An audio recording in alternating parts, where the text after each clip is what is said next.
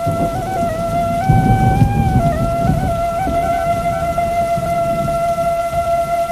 ងកុលាបបៃលិននៅក្នុងផ្ទះចាស់ប្រក់ក្បឿងមួយខ្នងតាជើងដែលជាឪពុកចៃចិត្រនៅស្រុកស្វាយពរខេត្តបាត់ដំបង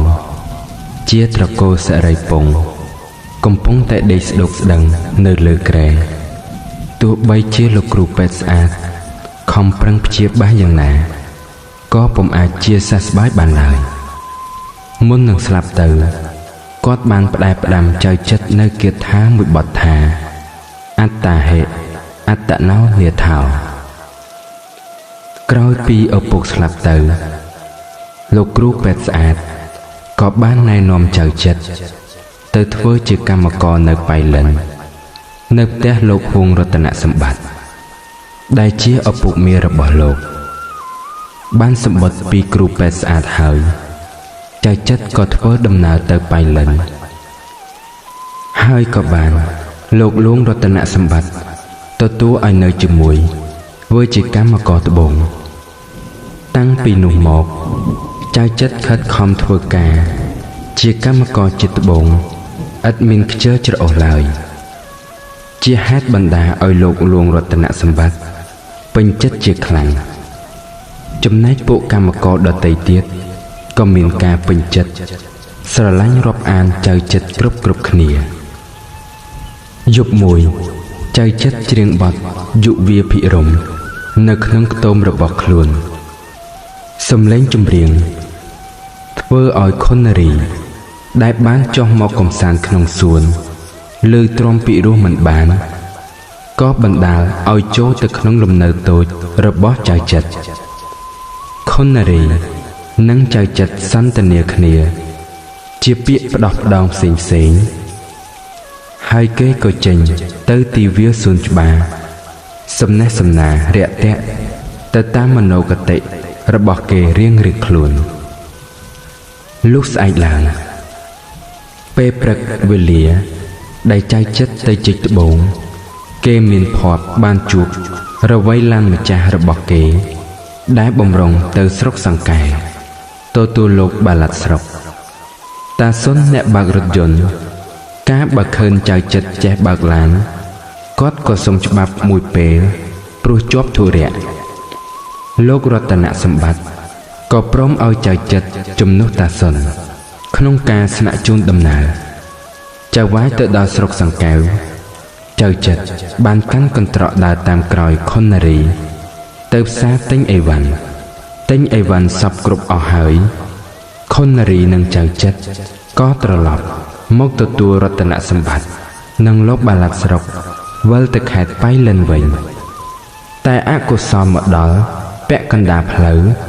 ឡានក៏ខូចបណ្ដាលឲ្យមានការទាស់សម្ដីខ្លះរវាងចៅចិត្តនិងលោកបាឡាត់ព្រោះម្នាក់សុទ្ធតែប្រច័ណ្ឌទៅលើសម្រស់នាងខុននារីក្នុងការស្នាក់នៅកណ្ដាលព្រៃចៅចិត្តនិងចៅវាយក្រមុំនេះនិយាយផ្ដោះផ្ដងគ្នារហូតយល់ចិត្តយល់ថ្លើមគ្នារំពេចនោះស្រាប់តែមានចោរមួយក្រុមចេញមកប្លន់ចៅចិត្តបានតតាំងប្រយុទ្ធជាមួយពួកចោរដោយអង្អាចបណ្ដាឲ្យពួកចោរត្រូវរបួសជាច្រើនអ្នកចំណែកចៅចិត្តក៏ត្រូវគ្រាប់សន្លប់បាត់ស្មារតីក្រោយការទទួលរងរបួសគេបាននាំចៅចិត្តមកព្យាបាលនៅមន្ទីរពេទ្យដោយមានការជ្រោមជ្រែងពីលោកលួងរតនសម្បត្តិដោយការខិតខំព្យាបាលជំងឺពីគ្រូពេទ្យនិងការយកចិត្តទុកដាក់ថែទាំយ៉ាងដិតដល់ពីខុននារីចៅចិត្តក៏បានជាសះស្បើយវិញចាប់តាំងពីថ្ងៃនោះមកចៅចិត្តនិងខុននារីក៏បានយល់ចិត្តគ្នាហើយស្រឡាញ់គ្នាកាន់តែខ្លាំងឡើងឯចរិតឆ្មាំងឆ្មៃរបស់ខុននារីវិញក៏សាបសូន្យក្នុងគ្រានោះដែរដោយសារគុណសម្បត្តិដ៏ថ្លៃថ្លារបស់ចៅចិត្តលោកលួងរតនសម្បត្តិក៏បានតែងតាំងចៅចិត្តឲ្យកាន់បញ្ជីមើលខុសត្រូវត្រួតត្រាមើលត្បូងវិញគឺឈប់ឲ្យធ្វើជាកម្មករទៀតហើយថ្ងៃមួយលោកបាឡាត់ស្រុកបាននាំថៅកែផាត់ ចូលមកផ្ទះលោករតនសម្បត្តិដើម្បីសុំទិញត្បូងក្រោយពីការបង្ហាញត្បូងឲ្យមើលម្ចាស់ផ្ទះបានព្រមទទួលនាំថាកែថ្មីនេះទៅមើលអណ្ដូងជីកត្បូងជាមួយចៅចិត្តទុកឲ្យខុននារីនិងលោកបាឡាត់នៅក្នុងផ្ទះដោយសេចក្តីស្នេហាឥតព្រំដែនលោកបាឡាត់បានចាប់នាងខុននារីរំលោភចៅចិត្តមកទាន់វាយលោកបាឡាត់ដួលលោករតនសម្បត្តិព្រមលើកលែងទោសឲ្យលោកបាឡាត់និងថៅកែផាន់តែបានប្រមានឈប់ឲ្យមកជន់ទីនេះទៀតក្នុងរាត្រីនោះវេលាដែលចៅចិត្តកំពុងតែបណ្ដែតអារម្មណ៍ក្នុងបន្ទប់ស្រាប់តែឮសំឡេងចោរចូលមកប្លន់ក្នុងផ្ទះលោករតនសម្បត្តិក្រុមកម្មករតស៊ូនៅខាងក្រោមឯចៅចិត្តឡើងទៅលើផ្ទះប្រទះមេចៅគឺថៅកែផាន់ហើយបានប្រយុទ្ធគ្នាយ៉ាងយូរទើបអាចសម្លាប់ចៅនេះបានចំណែកលោកបាឡាត់ស្រុកកំពុងតែប្រវាយចាប់យកខុននារីក៏ត្រូវចៅចិត្តសម្លាប់បានទៀតគុណសម្បត្តិដ៏ច្រើនរបស់ចៅចិត្តធ្វើឲ្យលោកលួងរតនសម្បត្តិពេញចិត្តយ៉ាងខ្លាំងម្យ៉ាងដោយលោកមើលឃើញពីទឹកចិត្តស្មោះរបស់ចៅចិត្តទៅលើខុននារីក៏រៀបចំសំគុំចៅចិត្តនិងខុននារីជាស្វាមីភរិយាព្រមទាំងចែករំលែកទ្រព្យសម្បត្តិ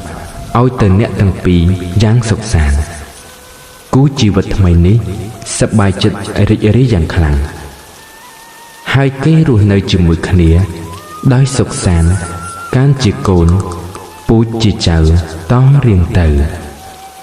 ប្រធានបទរឿងនេះរឿងកុលាបបៃលិនអ្នកនិពន្ធនិយាយពីដំណើររបស់ចៅចិត្តដែលពុះពៀគ្រប់ឧបសគ្គដើម្បីសម្រេចគោលដៅជាពិសេសអ្នកនិពន្ធបង្ហាញពីការជឿជាក់និងការមានទំនុកចិត្តលើខ្លួនឯងរឿងកុលាបបៃលិនចប់ដោយបរិបូរណ៍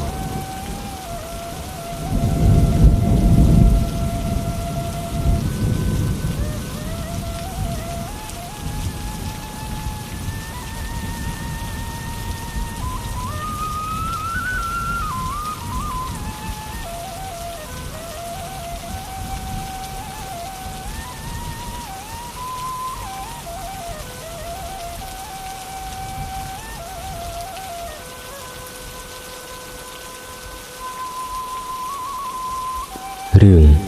ចៅសុកនិងចៅសៅកាលពីព្រេងនាយមានបរិសុទ្ធពីរនាក់ជាសម្លាញ់នឹងគ្នាមួយឈ្មោះចៅសុកមួយទៀតឈ្មោះចៅសៅបានបួសនៅវត្តជាមួយគ្នាបួសយូរបន្តិចទៅក៏សឹកមកវិញសឹកមកហើយក៏ជាសម្លាញ់នឹងគ្នាទៀតសន្យានឹងគ្នាថាបើនរណាក្រត្រូវជួយគ្នាហើយបរិសុទ្ធទាំងពីរនាក់ក៏មានប្រពន្ធកូននៅរកស៊ីទីតីពីគ្នាចៅសុករកស៊ីទៅមានទ្រព្យរបស់ច្រើនឯចៅសៅលងងខ្លៅក្រលំបាកហើយមានប្រពន្ធក៏មានសហាយផងចៅសុកក៏ដឹងថាប្រពន្ធចៅសៅមានសហាយហើយក្រលំបាកដូច្នេះក៏ទៅសួរចៅសៅទៅដល់ឃើញចៅសៅក្រលំបាកណាស់ក៏បបួលចៅសៅទៅរកស៊ីហើយនិយាយថាត្រូវឯងតាមពាក្យអញចៅសៅក៏ព្រមតាមពាក្យចៅសុកចៅសុកក៏បបួលចៅសៅទៅកាប់ឈើធ្វើក្តារមកជូលលក់ចៅសៅតាមពាក្យចៅសុកក៏ព្រមទៅជាមួយគ្នាឯកូនសេដ្ឋីដែលសហាយនឹងនាងពុជឮថាជាប្រពន្ធចៅសៅឃើញចៅសៅមិននៅផ្ទះក៏ទៅដេកនឹងប្រពន្ធចៅសៅរួចហើយវិលត្រឡប់មកផ្ទះវិញចៅសុកនិងចៅសៅធ្វើក្តារមកឈូសមួយបានក៏យកមកដាក់ក្នុងផ្ទះហើយទៅធ្វើក្តារមកឈូសមួយទៀតកូនសេដ្ឋី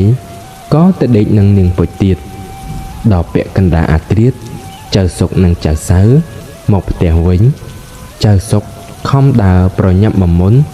ស្រែកហៅប្រពន្ធចៅសៅឲ្យបើកទ្វារ ឯកូនសិទ្ធិផិតភ័យណាស់រត់ពុំរួចនាងពុជប្រាប់សហាយឲ្យចូលទៅដេកក្នុងក្តារមឈូសឲ្យចៅសៅនិងចៅសុកចូលផ្ទះតែម្ដងនាងពុជសួរថាដូចម្ដេចក៏បានជាវិលត្រឡប់មកវិញចៅសៅប្រាប់ថាចៅសុកឈឺក្បាលទើបវិលមកវិញហើយចៅសៅប្រាប់ទៅនាងពុជឲ្យដាំបាយស៊ីបាយរួចហើយដោយចៅសុកដឹងថាសហាយនាងដេកនៅក្នុងក្តារមឈូសក៏ប្រាប់ចៅសៅថារកផ្ដៅមកចងក្តារមឈូសទុកក្រែងចោលលួចចៅសៅក៏យកផ្ដៅទៅចងរួចស្រេចហើយយកដាច់គោដំថែមទៀតឯចៅសៅពុំដឹងថាប្រពន្ធមានសហាយក៏ធ្វើតាមពាក្យចៅសុកបង្គាប់លុះព្រឹកឡើងចៅសៅប្រើនាងពុជប្រពន្ធឲ្យទៅទិញអីវ៉ាន់នាងពុជក៏ហួសទៅប្រាប់សេដ្ឋីថាឲ្យសេដ្ឋីចាំទិញក្តារមឈូសត្បិតកូនសេដ្ឋីទៅដេកនឹងខ្ញុំប្តីខ្ញុំមកតន់បានរត់ចូលទៅដេកនៅក្នុងមឈូសឥឡូវនេះប្តីខ្ញុំសែងយកមកដល់ព្រឹកនេះហើយប្រាប់ហើយនាងពុជក៏ត្រឡប់ទៅផ្ទះវិញចៅសៅនិងចៅសុកស៊ីបាយរួចហើយក៏សែងមកឈូសទៅលក់សេដ្ឋីឲ្យខ្ញុំមួយនាក់ចាំមើលផ្លូវផ្ដាំថាបើឃើញនរណាម្នាក់បើឃើញអ្នកណាសែងក្តារមកឈូសមកដល់ឲ្យរត់ទៅហៅយើងចៅសុកនិងចៅសៅសែងក្តារមកឈូសមកដល់ផ្ទះសេដ្ឋីស្រែកពពាយថាអ្នកណាទិញក្តារមកឈូសទេសេដ្ឋីឮសួរថាលក់តម្លៃប៉ុន្មានចៅសុកប្រាប់ថាឲ្យចាក់ប្រាក់ពីដីទៅលើស្មើនឹងក្តារមឈូសសេដ្ឋីសុំតថ្លៃក៏ចៅសុកមិនព្រមសេដ្ឋីក៏ប្រើខ្ញុំកំដរឲ្យទៅយកប្រាក់មកចាក់ស្មើនឹងក្តារមឈូសហើយចៅសុកនិងចៅសៅយកប្រាក់ទៅចែកគ្នា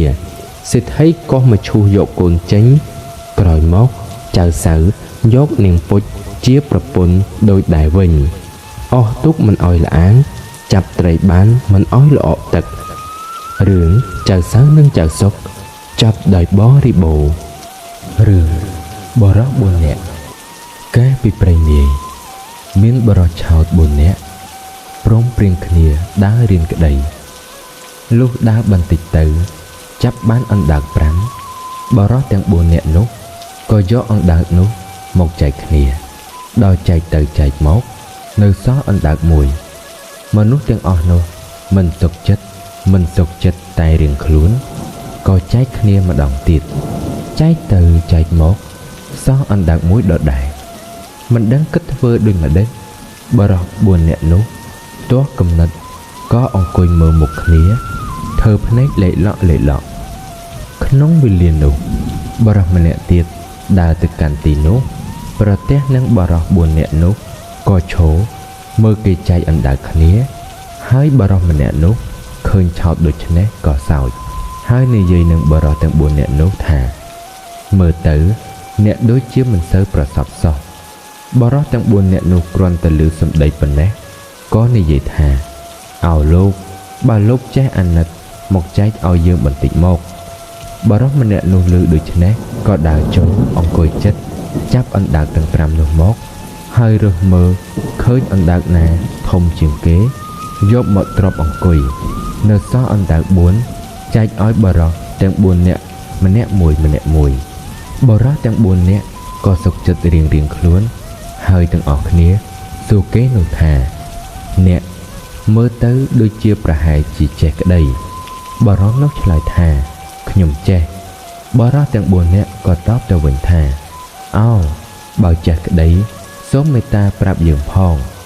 បរោះម្នាក់នោះឆ្លើយថាបើអ្នកចូលចិត្តឲ្យខ្ញុំប្រាប់ត្រូវអ្នកទន្ទិញតាមខ្ញុំបរោះ4នាក់នោះឆ្លើយថាហើយបរោះនោះប្រាប់ឲ្យអ្នកទាំង4នោះឲ្យទន្ទិញរៀងខ្លួនគឺប្រាប់បរោះទី1ថាទំពួកវាទៅថ្មៅវាជ្រុះបរោះទី2ថាមានប្រឡាយទៅទឹកហូរបរោះទី3ថាមានសម្រាមទៅឆ្កែវាជុះបរោះទី4ថាមែនទៅគេថាបរោះ4នាក់ក៏ទន្ទិញពាក្យនេះចេះចាំគ្រប់គ្នាទៅហើយបរោះ4នាក់នោះនាំគ្នាទៅឆ្ងាយ បានដល់ភូមិមួយនឹងរកផ្ទះសម្បែងសំណាក់ក៏គ្មានលុះបន្តិចទៅបានប្រទះនឹងយាយចាស់មេម៉ាយម្នាក់ក៏និយាយសុំផ្ទះយាយចាស់នោះស្នាក់គាត់ក៏ព្រមហើយឲ្យបរិសនោះនាំគ្នាទាំង4នាក់សំណាក់នៅផ្ទះយាយនោះទៅយប់នោះអ្នកទាំង4ក៏ទន្ទិញពាក្យក្តីដែលបរិសម្នាក់នោះប្រាប់ទន្ទិញមិនឈប់មិនឈរតតែភ្លឺយាយចាស់ខឹងណាស់ព្រឹកឡើងគាត់ទៅប្តឹងមេស្រុកយប់មិញនោះមានបរិស4នាក់មកសុំផ្ទះខ្ញុំសំណាក់បរិសទាំង4នាក់នោះចេះតែនិយាយទន្ទិញតតែភ្លឺតែមិនដឹងពាក្យថាដូចម្ដេចស្ដាប់មិនបានសោះខ្ញុំខានដេកវាស់ព្រឹកហេតុនេះខ្ញុំសូមប្តឹងលោកសូមឲ្យលោកហៅបរិសទាំង4នាក់នោះមកជំរុំជម្រះឲ្យខ្ញុំមេស្រុកបានស្ដាប់ហើយក៏ឲ្យអ្នកបម្រើទៅហៅបរិសទាំង4នាក់នោះមកហើយសួរថាហេតុដូចម្ដេចបានជាឯងទន្ទិញអ្វីតតែភ្លឺរកតែយាយចាស់នេះគាត់ដេកពូនមិនបានចុះដែលឯងទន្ទិញនោះតើទន្ទិញពាក្យអ្វីបរិសទាំង4នាក់នោះឆ្លើយថាខ្ញុំទន្ទិញពាក្យក្តីមេស្រុកបង្គាប់ទៅទៀតថាចូលឯងរកគ្នាប្រាប់ពាក្យនោះម្ដងម្នាក់អញចាំស្ដាប់បរិសទី1ថាទំពួកវាទៅថ្មើវាជ្រុះបរិសទី2ថាមានប្រឡាយទៅទឹកវាហូរបរិសទី3ថាមានសម្រាមទៅឆ្កែវាជុះបរិសទី4ថាមែនទៅគេថាស្ដាប់ពាក្យទាំងនោះហើយមេស្រុកក៏កាត់សេចក្តីថាឯងទាំង4នាក់ត្រូវនៅជាខ្ញុំបម្រើយាយចាស់នេះបរិសទាំងអស់នោះក៏ទៅធ្វើជាខ្ញុំបម្រើយាយនោះទៅយាយនោះគាត់ប្រើឲ្យធ្វើការសព្វសាពីតែរាល់ថ្ងៃលុះនៅនឹងយាយនោះបាន 3-4 ខែយាយគាត់ប្រើបរិសទាំង4នាក់នោះឲ្យទៅកាប់ឈើធ្វើទូកបរិសទាំង4នាក់នោះក៏នាំគ្នាចូលទៅក្នុងព្រៃហើយដើររកឈើណាមានប្រហោងទៅកាប់លុះចូលទៅដល់ក្នុងព្រៃជ្រៅបានប្រទះឈើធំមួយដើមមានប្រហោងបរិសទាំង4នាក់និយាយគ្នាថាយើងបានប្រទះឈើប្រហោងហើយយើងត្រូវនាំគ្នាកាប់ឈើនេះបរិសទាំង4នាក់មួមាត់គ្នាក៏កាប់រំលំឈើប្រហោងនោះលុះឈើចិត្តរំលំបរិសទាំង4នាក់ស្រែកថាកូនយើងចិត្តរំលំហើយអាណាម្នាក់រត់ទៅចាំទ្រកុំឲ្យវាបែកក្រែងធ្វើទុកមិនកើតបរិសម្នាក់ក៏ស្ទុះទៅចាំទ្រទៅដល់ឈើនោះក៏បាក់សង្កត់ស្លាប់ទៅបរិសទី3ឃើញដូច្នេះក៏នាំគ្នាសើចថាយីអើខ្លាំងណាស់វើយឈើទំហំប៉ុណ្ណឹងកោតតែវាទ្របានហើយវាសោចចេញទៀតបរិស3នាក់នោះបានឃើញបរិសដែលស្លាប់ដល់យូរពេកក៏ស្រែកហៅថាយីមកឆាប់ឡើងអើទៅឃ្លានបាយណាស់លុះឃើញនៅស្ងៀមក៏នាំគ្នាដើរចូលទៅមើលការដឹងថាបរិសនោះស្លាប់បរិសទាំង3នាក់នោះភ័យណាស់និយាយគ្នាថាយើងនៅមិនបានទេតែយើងខំនៅមុខជាគេប្តឹងថាយើងវាសម្លាប់អានេះបើដូច្នេះយើងនាំគ្នារត់ថាហើយក៏ព្រមគ្នារត់ទៅដល់ពេលយប់វង្វេងផ្លូវមិនដឹងរត់ទៅឯណាក៏ស្រាប់តែវិលវក់នៅត្រង់កំពង់ផ្ទះយាយហើយនាំគ្នាលួចទុកយាយនោះទៅអុំទៅត្រាយមកខាងបរិសទាំង3នាក់នោះនាំគ្នាចុះទុកម្នាក់នៅខាងកន្សៃបែរមុខទៅខាងកន្សៃម្នាក់នៅខាងក្បាលបែរមុខទៅខាងក្បាលម្នាក់ទៀតអង្គុយកណ្ដាលបាចទឹកទុកតែមិនបានស្រែកខ្សែចំណងទុកនោះចេះតែនាំគ្នាអុំមួយយប់តតែភ្លឺនៅតែដដែលលុះភ្លឺស្រាងឡើងយាយចាស់ចុះដងទឹកប្រទះបរិសទាំង3នាក់នោះហើយស្រែកថាយីអើអានេះរត់ទៅណាបរិស3នាក់នោះក្រឡេកឃើញយាយចាស់ដែលជាចៅវាយខ្លួនក៏ទាស់ប្រាជ្ញាមិនដឹងរត់ទៅណាក៏នៅបម្រើយាយចាស់នោះវិញដដែលទៅចេះរបេះក្បាច់រឿងបរិសឆោត4នាក់ចប់ដោយបរិបូរកម្រងរឿងព្រេងនិទានខ្មែរសូមជូនរឿងបរិសចេះថ្នាំពុះពឹស មានថ្ងៃមួយបរិសឈ្មោះសុកធ្វើដំណើរទៅកាប់អុសនៅក្នុងព្រៃលុះទៅដល់ព្រៃជាកន្លែងកាប់អុសនោះហើយឃើញខ្លាធំមួយស្លាប់នៅជើងដំបុកក្បែរច្រកចូលផ្លូវចៅសុកពិនិត្យមើលហេតុសពគ្រប់ហើយឃើញថាខ្លានេះស្លាប់ដោយពុះពឹសព្រោះនៅខាងក្រោមខ្លានោះមានរន្ធពុះពឹសបរិសនោះមានចិត្តសប្បុរសចំពោះសាកសពសត្វនោះណាស់ក៏ស្រាយថង់យាមយកថ្នាំមកដោះលាបឲ្យស្អាតលុះបានមួយស្របក់ខ្លាដឹងខ្លួនឡើងឃើញខ្លួនប្រឡាក់សិតតែថ្នាំលាបក៏មានសេចក្តីទោមនស្សនឹងបរិសដែលលាបថ្នាំនោះហើយស្ដីឲ្យថាហេតុដូចម្ដេចបានជាអ្នកឯងហ៊ានយកអ្វីមកប្រឡាក់ខ្លួនអញយ៉ាងនេះបុរសនោះឆ្លើយថាយើងដើរមកបានឃើញបងឯងស្លាប់ដោយពស់ចឹកហើយយើងដោះថ្នាំស្រឡាប់លាបឲ្យបងឯងរស់តើខ្លាថាអញមានស្លាប់អីពស់ចឹកអញកាលណាអញកំពុងដេកលក់ស្រួលតើបើដូច្នេះអញត្រូវប្រហារជីវិតឯងធ្វើជាអាហារចៅសុកមានសេចក្តីតក់ស្លុតនិងសេចក្តីស្លាប់ជាខ្លាំងក៏អង្វរខ្លាថាបងអើយអាណិតយើងផងកុំអាលពិឃាតយើងក្នុងគ្រានេះចាំយើងទៅរកអ្នកមានប្រាជ្ញាណាឲ្យគេជំនុំជម្រះឲ្យបើរកទៅឃើញថាយើងខុសសឹមបងប្រហារជីវិតយើងបើយើងត្រូវទុកជីវិតយើងខ្លាក៏ព្រមតាមសេចក្តីអង្វររបស់ចៅសុកវិលមកវិញប្រទះសេះនិងក្របីនៅក្បែរផ្លូវក៏និយាយថាបងអើយបងទាំងពីរអាណិតជួយយកអាយុយើងផងព្រោះខ្លាដែលត្រូវពស់ចឹកបានរស់ឡើងវិញដែលយើងដាក់ថ្នាំនោះតែវាប្រាថ្នាប្រហារជីវិតខ្ញុំថាខ្ញុំធ្វើឲ្យវាភ្ញាក់ហើយធ្វើឲ្យប្រឡាក់ខ្លួនវាទៀតសត្វទាំងពីរដឹងសេចក្តីសពគ្រប់ហើយក៏ពិចារណាទៅឃើញថាតាមពិតត្រូវតែកាត់សេចក្តីឲ្យបរិសនេះឈ្នះប៉ុន្តែបើអញឲ្យបរិសនេះឈ្នះទៅមុខជាខ្លាគុំអញស៊ីអញជាអាហារពុំខានក៏ប្រាប់ទៅចៅសុកថាបងឯងខុសមែនហើយត្រូវឲ្យខ្លាស៊ីទៅចៅសុករឹតតែភ័យឡើងក៏លាសេះនឹងក្របីដើរយ៉ាងលឿនទៅលុះប្រទះនឹងសុភាទន្សាយចៅសុកក៏ប្តឹងតាមដំណើរសុភាទន្សាយដឹងរឿងសពគ្រប់ក៏ប្រាប់សុកថាឲ្យទៅនិយាយអង្វរខ្លាទៀតទៅសូមយើងទៅជួបគ្រាដែលបរិសនោះកំពុងជជែកនឹងខ្លាសុភាទន្សាយក៏ទៅដល់ក៏ធ្វើជាសួរបងឯងទាំងពីរនាក់តោះគ្នាពីរឿងអ្វីខ្លានិងចៅសុកក៏បានប្តឹងតាមដំណើររៀងខ្លួនសុភាទន្សាយកាត់សេចក្តីថាបើដូច្នេះត្រូវបងខ្លាឯងទៅដេកនៅត្រង់នោះដដែលឲ្យយូរដូចមុនបើដល់ពេលត្រូវភ្ញាក់ហើយពុំស្លាប់ទេសឹមបងឯងមកពិឃាតមនុស្សនេះធ្វើជាអាហារចុះខ្លានោះក៏ទៅដេកតាមបង្គាប់ពស់ក៏ចេញតាមរន្ធហើយក៏មកចឹកខ្លានោះឲ្យស្លាប់ទៅសុភាទន្សាយឃើញខ្លាស្លាប់ហើយក៏ប្រាប់ទៅបរិសនោះថាបងឯងកុំលាបថ្នាំឲ្យវាទៀតហើយចៅសុកក៏លាទៅលំនៅឋានរបស់ខ្លួនវិញធ្វើគុណបានទុករឿងបរិសចេះថ្នាំពុះពឹសចប់ដោយបរិបូរណ៍រឿងក្អែកមួយជាក្អែក10កាលពីព្រេងនាយមានបរិស2នាក់ម្នាក់ឈ្មោះអាខិលម្នាក់ឈ្មោះអាខូចនៅស្រុកទីតីពីគ្នា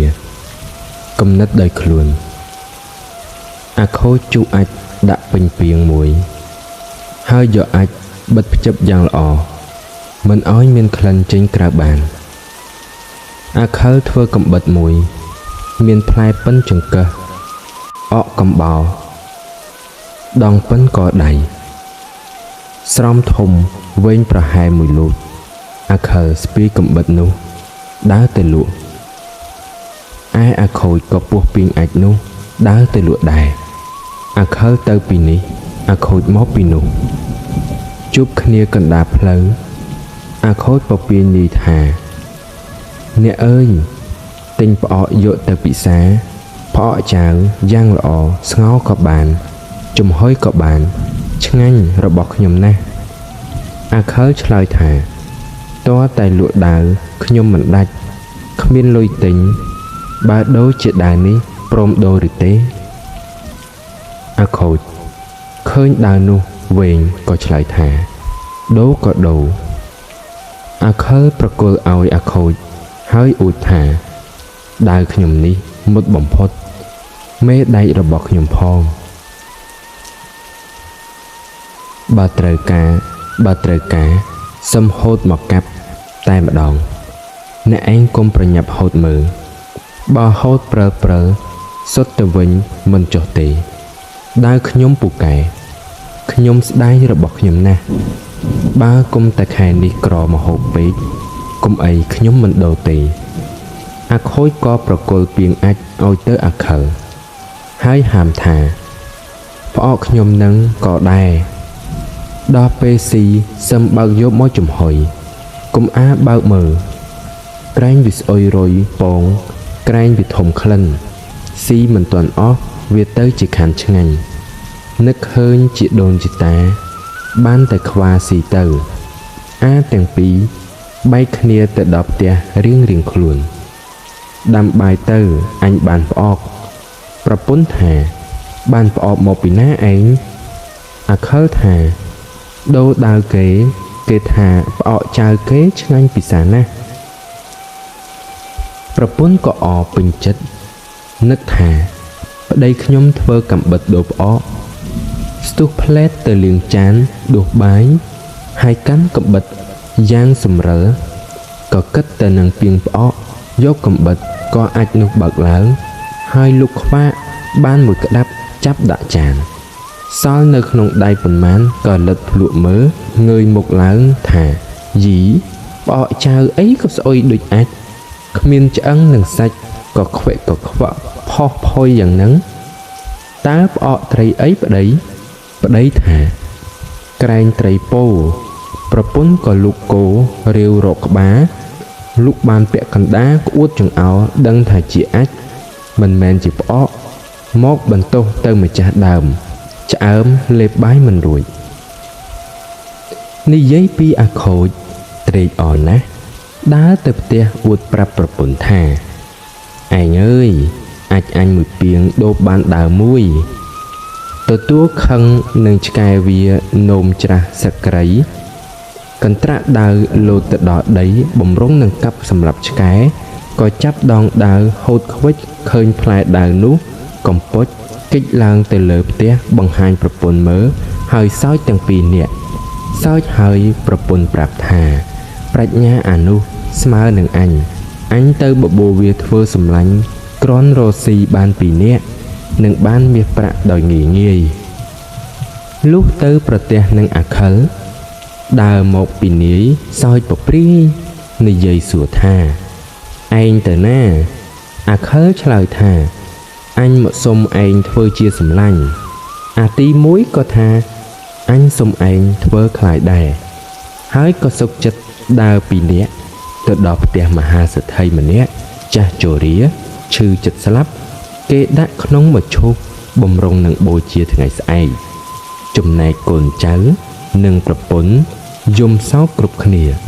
ពេលលានោះអាទាំងពីរស៊ើបសួរអ្នកដើរខាងក្រៅថា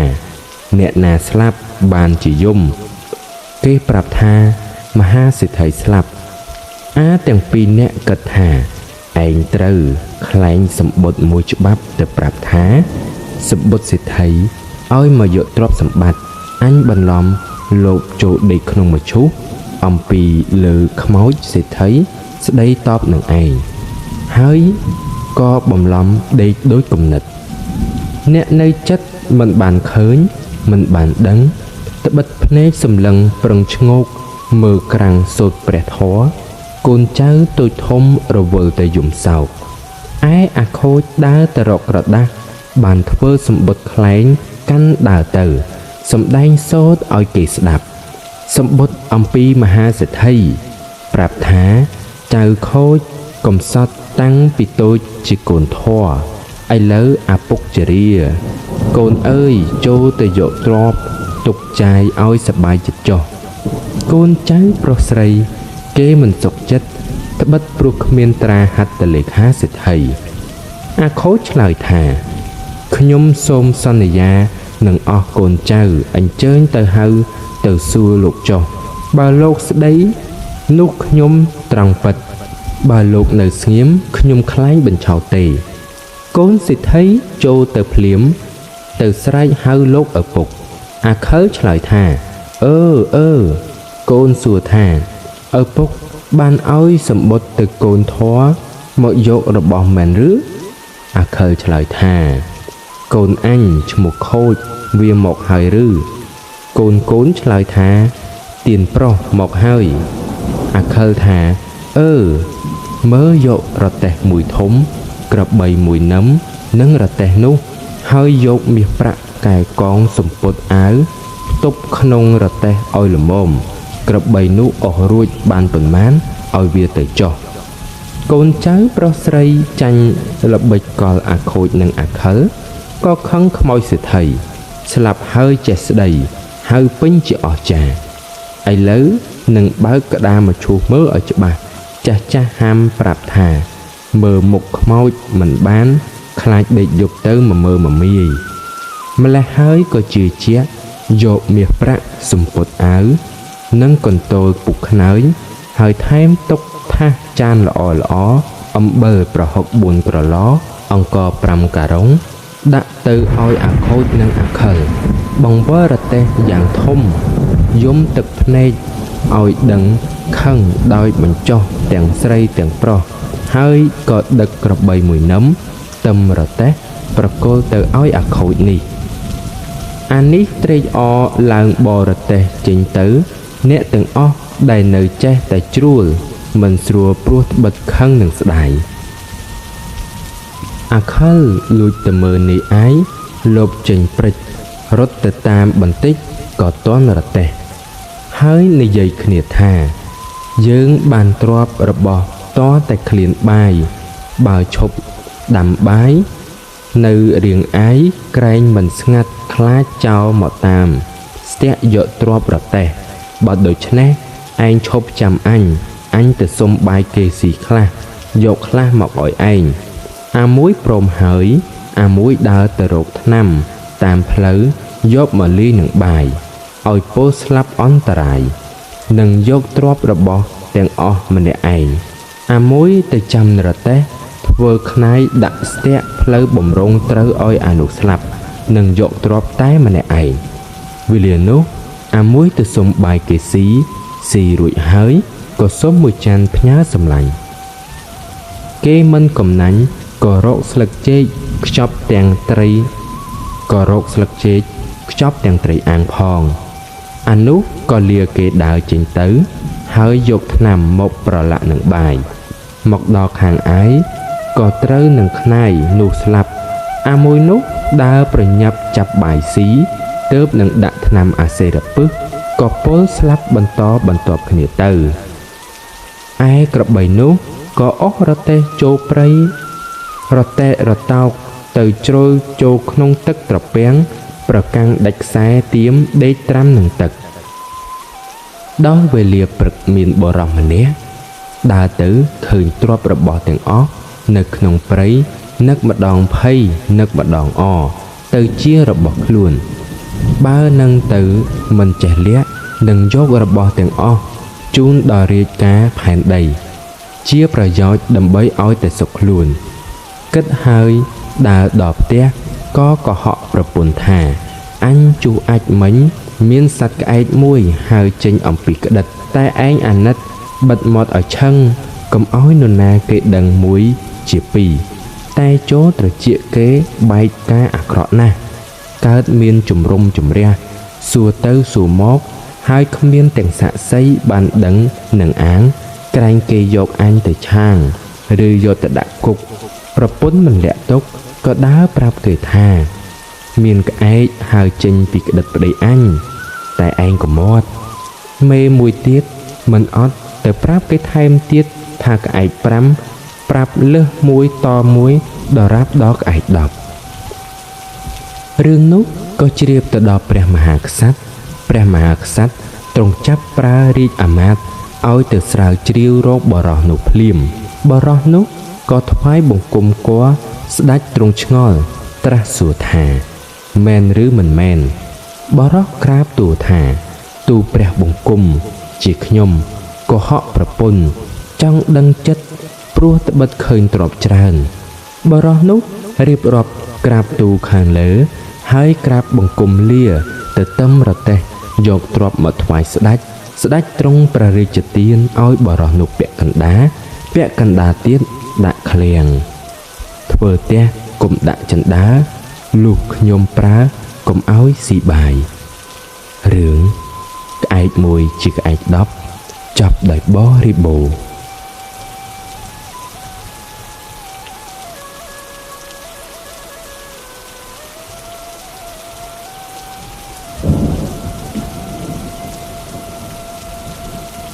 រឿងពាក្យសុភាសិតតម្លៃ30ដំឡឹងកាលពីព្រៃនាយមានជនពីរនាក់ប្តីប្រពន្ធបរោះជាប្តីបានឃើញគេរៀបរបៀបពូកែចង់រៀនណាស់យកប្រាក់30ដំឡឹងលាប្រពន្ធដើរទៅរករៀនដើរពីស្រុកមួយដល់ខេត្តមួយឮគេថាទីត្រង់ណាមានអ្នកចេះរបៀបអាគមគាថាពូកែក៏ទៅរកត្រង់នោះដល់ទៅជួបនឹងគ្រូណាពូកែគេសូត្រឲ្យស្ដាប់គេធ្វើឲ្យមើលដូចម្ដេចក៏ចេះតែមិនចូលចិត្តលុះដើរទៅឆ្ងាយទៅក៏បានជួបនឹងតាចាស់ម្នាក់តាចាស់សួរថាអ្នកឯងទៅឯណាដើរមកតែម្នាក់ឯងស្វះស្វែងរកអ្វីបរោះនោះឆ្លើយថាអោតាអើយខ្ញុំមកនេះត្បិតឮគេថានៅទីនេះមានគ្រូចេះរបៀបពូកែបានជាខ្ញុំខំសង្វាតមកក្រែងតាចេះដឹងប្រដៅចៅផងតាចាស់ឆ្លើយថាតាមានរបៀប3បទតម្លៃ30ដំឡឹងបើចៅឯងកាន់ជាប់ចៅឯងមិនខ្ជិតទេគង់បានដូចចិត្តបើមានកិច្ចមានដំណើរអ្វីឲ្យសូត្ររបៀបតានេះចុះពូកែណាស់បរោះនោះថាតាសូត្រឲ្យខ្ញុំស្ដាប់មើលបើខ្ញុំចូលចិត្តខ្ញុំយកតានោះសូត្រឲ្យស្ដាប់ថារពឹសដៃផ្ទៃឆ្អែតដេកយប់កុំនិយាយនឹងស្រីឃ្លានកុំអាលស៊ីបរោះនោះស្ដាប់បានចូលចិត្តក៏ប្រគល់30ដំឡឹងឲ្យតានោះហើយទន្ទិញរបៀបទាំង3បទនោះចាំស្ទាត់មាត់ឯតាចាស់ប្រាប់ថាបើចៅឯងរបៀបទាំង3បទនេះបានតាឲ្យទៅទេមិនយកតម្លៃទេហើយតាចាស់ប្រគល់ប្រាក់ឲ្យបរោះនោះវិញបរោះនោះក៏លាតាចាស់នោះវិលមកស្រុកវិញមាត់បរោះនោះចេះតែទន្ទិញរបៀប3បទនេះចាប់តែតាមផ្លូវមកពុំមានភ្លេចលុះដើរឆ្ងាយបន្តិចមកជួបនឹងសំពៅឈ្មោះមួយបរោះនោះក៏សុំសំពៅគេដោយសារមកស្រុកដង្ខៅសំពៅក៏ព្រមឲ្យដោយសារបរោះនោះតាំងពីចុះមកសំពៅថ្ងៃណាក៏ចេះតែទន្ទិញរបៀប3បទនោះហើយចេះតែជួយលាងជួយថែទាំជួយជួសជុលសំពៅដូចជារបស់ខ្លួនឯនាយសំពៅនឹកក្នុងចិត្តថាអ្នកនេះតាំងពីចុះមកដោយសារសំពៅអញកាលណាមកគាត់ចេះតែធ្វើការដូចជារបស់គាត់នឹកហើយក៏ស្រឡាញ់បរោះនោះឲ្យរៀបបាយទឹកស៊ីឲ្យឆ្អែតតែរាល់ថ្ងៃឯបរោះនោះពុំខ្ជិលសោះចេះតែខំធ្វើការនៅក្នុងសំពៅដូចជាកូនឈ្នួលឯទៀតនាយសំពៅនឹកតែក្នុងចិត្តថាបើកាលណាបានដល់ស្រុកអញនឹងចែករបស់ទ្រព្យឲ្យចៅនេះរកស៊ីតែម្ដងលុះបើកសំពៅដល់ពាក់កណ្ដាលស្រុកមួយបានឃើញវិហារមួយគេរៀបអណ្ដែតពីពេញសុទ្ធតែចំណីស្រាបាយទុកឲ្យយៈវាស៊ីឯអ្នកសំពៅការដល់វិហារនោះក៏ចតសំពៅឡើងទៅលេងឃើញចំណីទាំងនោះពុំមានមនុស្សក៏នាំគ្នាស៊ីផឹកស្រាស្រវឹងដេកនៅក្នុងវិហារនោះទាំងអស់ខានតែបរោះម្នាក់នោះមាត់ចេះតែទន្ទិញថារពឹសដៃឆ្អែតផ្ទៃ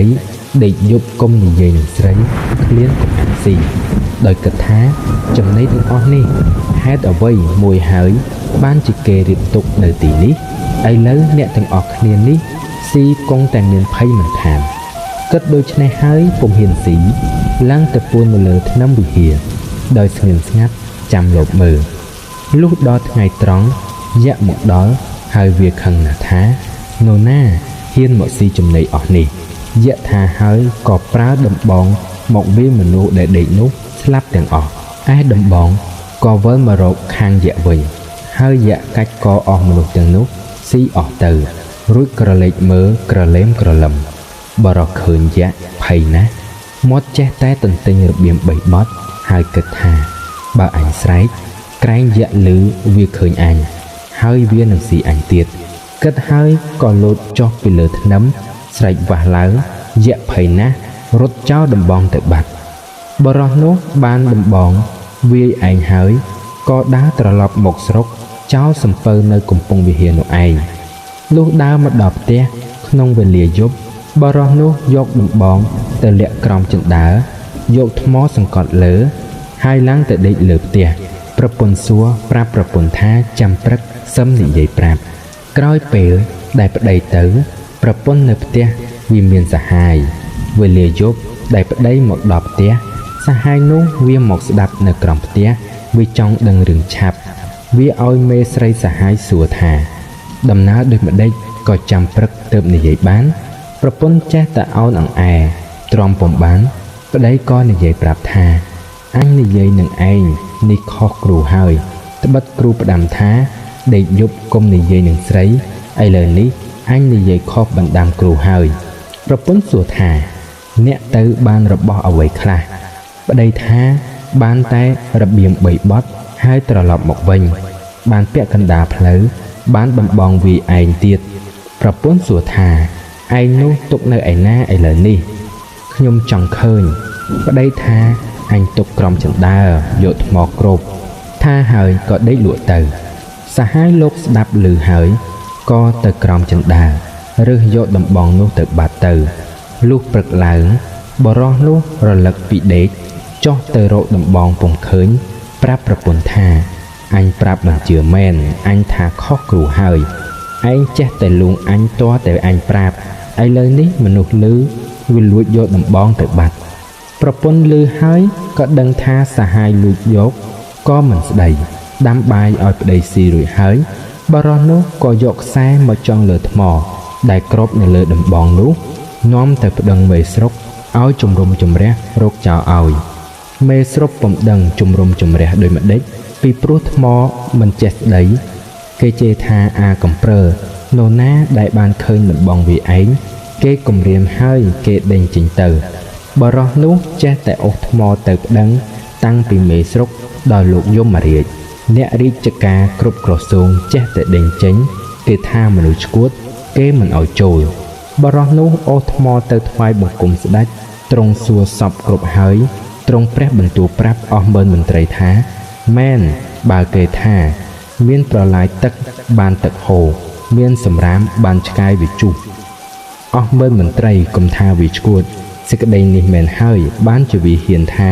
ស្ដេចមានបន្ទូលប្រាប់បរោះថាណាហើយវិលទៅផ្ទះចុះកាលណាអញប្រើឲ្យគេទៅហៅសមក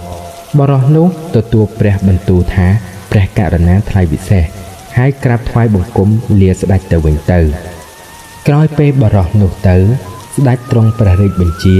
ឲ្យប្រាប់បណ្ដារាជថាត្បិតស្ដេចឲ្យព្រះស្នំចេញរាំ3ថ្ងៃ3យប់ឲ្យបណ្ដារាជមើលតាមចិត្តពុំមានខត់ខាំងឡើយហើយទ្រង់ឲ្យរៀបលេងល្ខោនកាលនោះអស់រាជសឹងតែចូលទៅមើលគ្រប់គ្នាស្ដេចយាងចូលទៅក្នុងព្រះរាជដំណាក់ជ្រើសរើសប្រេងក្រអូបយ៉ាងឯកមួយដបដែលសម្រាប់តែស្ដេចអស់រាជនឹងនាយមើលពុំដែលមានទ្រង់ប្រើអាមាត្យម្នាក់យកទៅឲ្យបរោះនោះហើយប្រាប់ថាស្ដេចទ្រង់ប្រទានឲ្យឯងនិងប្រពន្ធអ្នកឯងលៀបប៉ុន្តែឲ្យអ្នកឯងនៅផ្ទះគុំតែមើលល្ខោនឲ្យប្រពន្ធឯងទៅមើលបានហើយអាមាត្យអ្នកយកទៅប្រាប់សពគ្រប់ហើយវិលទៅក្រាបបង្គំទូលស្ដេចវិញបរោះនោះបានប្រេងក៏ហៅប្រពន្ធមកហូចប្រេងទៅប្រាប់ថាព្រះករុណាជាអង្គម្ចាស់ជីវិតទ្រង់ព្រះប្រទានប្រេងនេះមកព្រោះទ្រង់អាណិតស្រឡាញ់យើងឲ្យយើងលៀបទៅមើលល្ខោននឹងគេតែឥឡូវនេះអញជាក្បាលឯងយកទៅលៀបហ ហើយទៅមើលល្ខោននឹងគេចុះឯប្រពន្ធលាប្តីបើកឲ្យទៅហើយឲ្យទាំងប្រេងលាបផងដូច្នេះអស់ជាពន់ពេកដោយពំបានដឹងជាកិច្ចកលគេចាប់ក៏យកប្រេងទៅលាបឲ្យសហាយលាបផងហើយបណ្ដាលគ្នាទៅមើលល្ខោនឈរទន្ទឹមគ្នាលុះបន្តិចទៅស្ដេចទ្រង់ក្រអូបប្រេងនោះទ្រង់ខ្សឹបប្រាប់នាម៉ឺនម្នាក់ចូលអ្នកទៅហិតក្លិនអស់បណ្ដារាដែលមើលល្ខោនទាំងប៉ុន្មានបើធំក្លិនប្រេងក្រអូបទាំងនោះប៉ុន្មានអ្នកចូលអ្នកនាំយកមកឲ្យអញឆាប់នាម៉ឺនម្នាក់នោះក្រាបបង្គំទូហើយទៅហិតមនុស្សឯទៀតមិនធំក្លិនសោះធំតែបរោះម្នាក់ស្រីម្នាក់ដែលឈរទន្ទឹមគ្នាលាបប្រេងក្រអូបទាំងពីរនាក់នោះក៏នាំទាំងប្រុសទាំងស្រីយកទៅថ្វាយស្ដេចឲ្យលេងរំទៅហើយទ្រង់ឲ្យហៅទាំងប្រុសទាំងស្រីមកដល់ហើយទ្រង់សួរថានេះជាប្រពន្ធចាឯងមែនឬបរោះនោះក្រាបទូលថាមែនទ្រង់មានប្រាប់បន្ទូលសួរទៅប្រុសសាហាយនោះថាឯងបានក៏លួចដំបងចៅនេះមែនឬសាហាយនោះក្រាបបង្គំទូលថាលួចមែនទ្រង់ឲ្យទៅយកដំបងនោះទ្រង់ឲ្យយកដំបងនោះមកឲ្យយកសាហាយទាំងប្រុសទាំងស្រីនោះទៅដាក់ច្រវាក់ធ្វើទោសបរោះជាម្ចាស់ដំបងក្រាបបង្គំសុំទោសហើយក៏ឲ្យប្រគល់ទាំងផ្ទះសម្បែងទាំងប្រពន្ធឲ្យទៅសាហាយនោះទាំងអស់ដោយពុំមានខឹងអ្វីឡើយប្រុសសាហាយនោះអរណាស់សំពះសុំទោសរួចវិលទៅវិញថ្វាយដំបងទៅស្ដេចហើយក្រាបលាទៅទៀតស្ដេចខាត់ក៏ពុំព្រមទ្រង់មានព្រះបន្ទូលថាដំបងវាឯងនេះថ្លៃណាស់ទ្រង់ព្រះរាជានុញ្ញាតឲ្យបើកឃ្លាំងមាសប្រាក់ឲ្យបរោះនោះយកតាមចិត្តបរោះនោះរើសអស់ទាំងឃ្លាំងមាសឃ្លាំងប្រាក់អំបាននោះទៅឃើញកំបិតបន្ទោះមួយចាស់នៅក្រោមឃ្លាំងក៏យកកំបិតនោះនិងប្រាក់បន្តិចបន្តួចគ្រាន់នឹងចាយតាមផ្លូវហើយចូលទៅក្រាបបង្គំលាស្ដេចដើរចេញទៅស្ដេចពុំមានព្រះបន្ទូលអ្វីទេទាំងអស់នាយម៉ឺនគេខ្មេះទេសដៀបបរោះនោះថាជាមនុស្សឆោតប្រាក់មាសមិនយកទៅយកតែកំបិតជ្រះស៊ីបរោះនោះក៏ដើរចេញអំពីនគរបានទៅដល់នគរមួយទៀតជួនជាថ្ងៃនោះស្ដេចនគរនោះទ្រង់មានព្រះបន្ទូលបង្គាប់ឲ្យសេដ្ឋីម្នាក់ថាព្រឹកស្អែកទ្រង់នឹងក្រសាលព្រៃឲ្យមហាសេដ្ឋីធ្វើរទេះមួយយ៉ាងល្អល្អះឲ្យឆ្លាក់ក្បាច់ឲ្យហើយឲ្យទាន់នៅក្នុងពេលព្រឹកស្អែកនេះបើធ្វើពុំទាន់នឹងយកទោសដល់ជីវិតរីឯមហាសេដ្ឋីនោះធ្វើពុំទាន់ហើយពុំធ្វើរទេះបែរជាមកធ្វើមកឈូសទៅវិញថ្ងៃនោះជួនបរោះនោះដើរទៅឃើញសេដ្ឋីនោះកំពុងតែធ្វើបុណ្យក៏សួរថាចុះលោកមានការអ្វីបានជាមកធ្វើបុណ្យមានក្តារមកឈូសផងដូច្នេះគេប្រាប់ថាស្ដេចឲ្យធ្វើរទេះមួយយ៉ាងល្អឲ្យទាន់ពេលព្រឹកស្ដេចក្រសាព្រៃបើធ្វើពុំទាន់ទេស្ដេចនឹងយកទោសដល់ជីវិតឥឡូវនេះមហាសេដ្ឋីធ្វើពុំទាន់ដឹងថាខ្លួនស្លាប់បានធ្វើមកឈូសធ្វើបុណ្យវិញបរោះនោះឆ្លើយថាក្រអីប៉ុណ្ណឹងឲ្យតែបាយខ្ញុំស៊ីខ្ញុំនឹងធ្វើឲ្យទាន់ពេលព្រឹកមហាសេដ្ឋីបានលឺដូច្នេះអរណាស់ហើយក៏ឲ្យរៀបបាយទឹកស៊ីឲ្យឆ្អែតរួចប្រគល់ឈើឲ្យធ្វើរទេះបរោះនោះបានធ្វើនឹងកំបិតដែលរើសបាននៅក្រោមឃ្លាំងបានរួចស្រេចក្នុងមួយយប់ហើយលាបយ៉ាងស្អាតព្រឹកឡើងក៏អស់រទេះនោះទៅថ្វាយស្ដេចទ្រង់ទតឃើញទ្រង់ឲ្យរៀបប្រដាប់ដាក់ក្រសាព្រៃឯមហាសេដ្ឋីលុះរួចពីការស្លាប់ហើយក៏នឹកក្នុងចិត្តថាអ្នកនេះមានគុណធម៌ណាស់ឥឡូវនេះនឹងរកអ្វីសងឲ្យស្មើគ្មានតែកូនក្រមុំមួយល្មមមានប្តី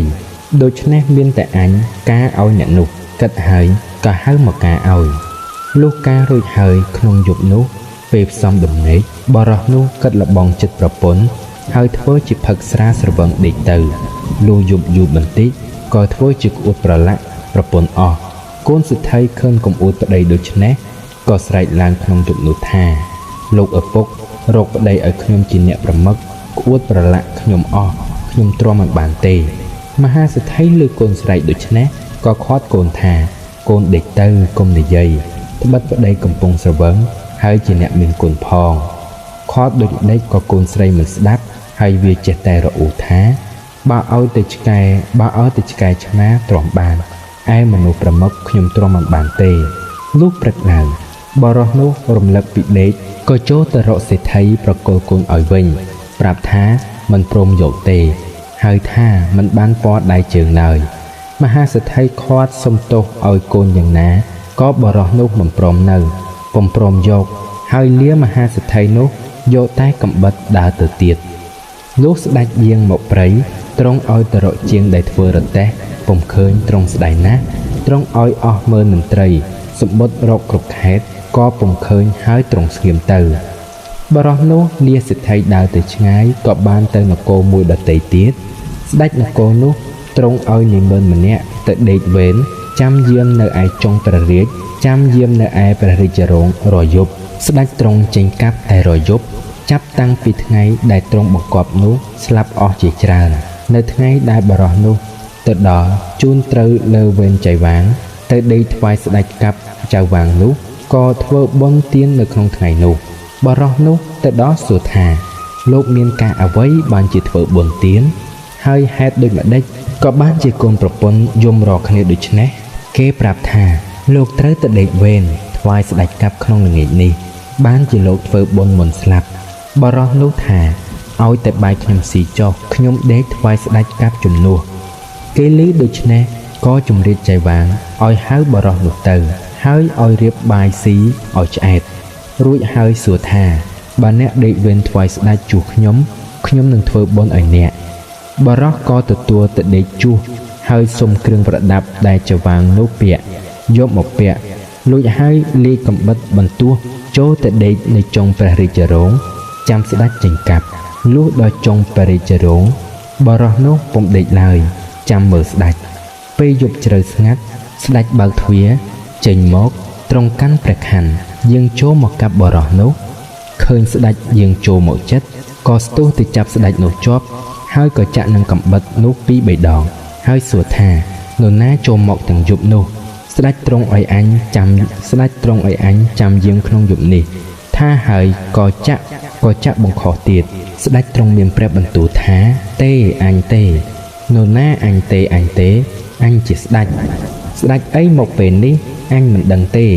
ត្បិតស្ដេចទ្រង់ឲ្យអញចាំនៅក្នុងរាជរោងយប់នេះសួរដេញដោលដូច្នេះហើយបរោះក៏លុតជង្គង់ថ្វាយបង្គំសុំទោស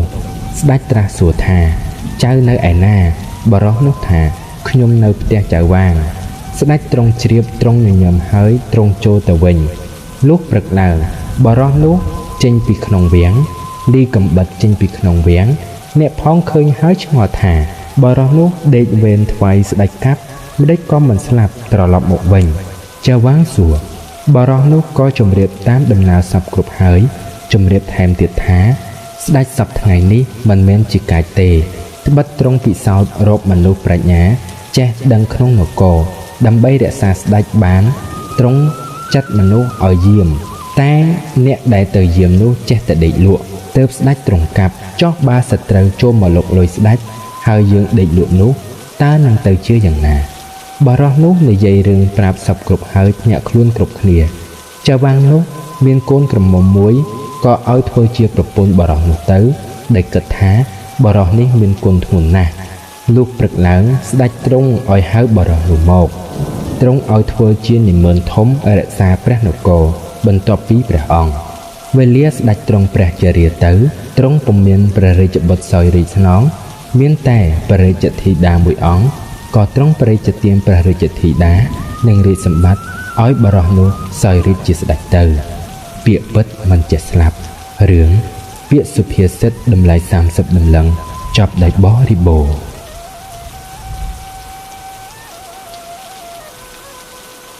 ពស់កេងកងកាលពីព្រៃនាយនៅលើដីយើងនេះគ្រប់ស្រុកទាំងអស់មិនមានពស់ពឹសនិងពស់ឥតមានពឹសទេមានតែពស់កេងកង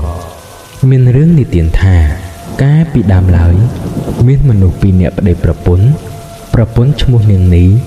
មានកូនស្រីមួយឈ្មោះនាងអេតប្តីនោះទៅជួលអង្កាមបាត់ជាយូរអង្វែងថ្ងៃមួយអស់បងប្អូនចិត្តខាងគេបបោគ្នាទៅរកអស់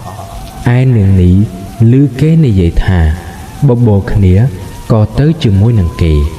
យកនាងអេតជាកូនទៅជាមួយផងលីដឹងចូលព្រៃបានឃើញអុសធំមួយនាងនីយកដឹងពុះអុសលុះពុះយូរបន្តិចទៅដឹងនោះក៏រំគោះធ្លាក់ទៅក្នុងរន្ធពស់នាងនី មើលទៅឃើញដឹងនឹងពស់កេងកងក៏និយាយនឹងពស់នោះឲ្យហុចដឹងឲ្យឯពស់កេងកងឆ្លើយឡើងថាបើនាងឯងដោយអញធ្វើប្រពន្ធអញទើបអញឲ្យដឹងបើនាងឯងមិនដោយអញមិនព្រមធ្វើជាប្រពន្ធអញទេនោះអញមិនឲ្យដឹងទេឯនាងនេះឮពាក្យពស់កេងកងថាដូច្នេះហើយហេតុតែជាស្រីខូចក៏ទទួលព្រមថាលេងតែឲ្យអ្នកឲ្យដឹងខ្ញុំមកចាំល្ងាចសឹមខ្ញុំឲ្យមេអេតមកហៅឯពស់កេងកងឮនាងនេះថាដូច្នេះក៏ឲ្យដឹងមកនាងនេះផ្ដាំថាដល់ល្ងាចសឹមខ្ញុំឲ្យមេអេតមកហៅហើយនាងនេះក៏ទូអស់ទៅផ្ទះជាមួយនឹងនាងអេតទៅលុះដល់ប្រលប់នាងនេះក៏ប្រើនាងអេតជាកូនឲ្យហៅពស់កេងកងឯអេតក៏ទៅដល់ឈរនៅមាត់រន្ធពស់ហៅថាពស់កេងកងអើយនាងនេះឲ្យហៅឯពស់កេងកងឮហើយក៏លួនចេញមកនាងអេតឃើញពស់ក៏ភ័យណាស់ប៉ុន្តែខ្លាចម្ដាយព្រោះម្ដាយប្រើមកក៏ខំសង្កត់ចិត្តនាំពស់នោះទៅផ្ទះពស់នោះធំណាស់លួនទៅលើស្មៅបាក់រៀបអស់ដល់ផ្ទះហើយក៏ឡើងទៅដេកជាមួយនឹងនាងនេះនិយាយនឹងពស់កេងកងថាខ្ញុំមានប្តីឥឡូវនេះគាត់ទៅជន់អង្កាំ 2-3 ឆ្នាំមកផ្ទះម្ដងពស់កេងកងសួរថាប្តីនឹងឯងទៅប៉ុន្មានថ្ងៃប៉ុន្មានខែទៀតមកដល់នាងនេះឆ្លើយថាមិនដឹងជាប៉ុន្មានខែប៉ុន្មានថ្ងៃទៀតទេបានមកដល់ពស់កេងកងនិងនាងនេះក៏ដេកលក់ជាមួយគ្នាទៅដល់ជិតភ្លឺក៏ពស់កេងកងលានាងនេះទៅរួងវិញនាងនេះផ្ដាំថាបើប្តីខ្ញុំមកខ្ញុំមិនឲ្យនាងអេតទៅហៅទេអ្នកកុំមកអីបើប្តីខ្ញុំមិនទាន់មកដល់នោះខ្ញុំប្រើមេអេតឲ្យទៅហៅអ្នកសមកពស់កេងកងក៏ទៅឯរួងខ្លួនវិញទៅរាល់តែល្ងាចនាងនេះប្រើនាងអេតឲ្យហៅពស់កេងកងនាងអេតខ្លាចម្ដាយក៏ទៅហៅតាមពាក្យម្ដាយប្រើប៉ុន្តែក្នុងចិត្តខ្លាចពស់ធំនោះណាស់ត្បិតពស់នោះធំណាស់ហើយវែងផងមួយទៀតខឹងក្នុងចិត្តត្បិតម្ដាយមានសហាយនឹងពស់នាងអេតទៅដល់មាត់រូងហើយហៅថាពស់កេងកងអើយនាងនេះឲ្យហៅឯពស់កេងកងឮក៏លួនចេញមកឆ្លើយថាអេតអើយថាអញមិនទៅឪពុកអេតនៅកាត់ក្បាលអញដាច់នាងអេតឆ្លើយថា